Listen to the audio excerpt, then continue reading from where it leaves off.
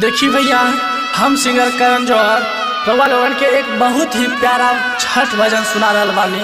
हमरा आशा न पूरा विश्वास बा कि रउआ लोग के प्यार दुलार आशीर्वाद जरूर मिली। बोला बोला छठी मैया की। साले साले जोड़ा सुपवा तोड़ा हम चढ़लियो है। साले साले जोड़ा सुपवा तोड़ा हम चढ़लियो है, तोड़ा हम चढ़लियो। लालन माँ बिना लोगवा कहे छै बाजनिया।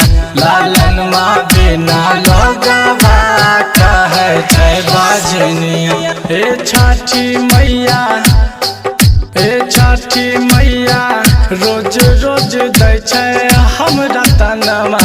ए छठी मैया रोज रोज दै छै हमरा तनमा। लालन माँ बिना लोगवा कहे छै बाजनिया।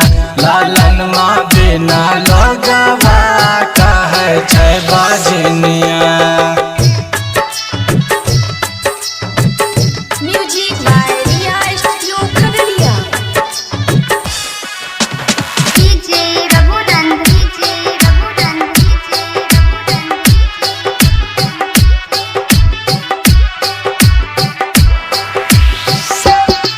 हाँ, बेटिया दुलारिया पर फेरी द नजरिया। मिलल न कोनो हमरा सुख है। सैया के हमरा मैया ललसा लगल छै। देह दन हमारो के सुख है।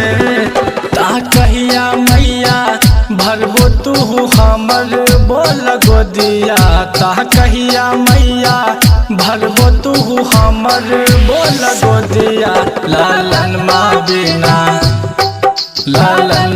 बिना लोगवा कहे छै बाजनिया। लालन माँ बिना लोगवा कहे छै बाजनिया।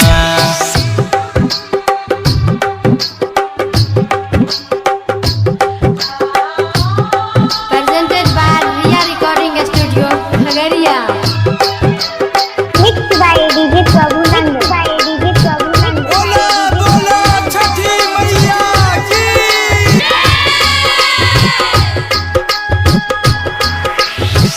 साल साल उपास रख के मांग छ बेटा।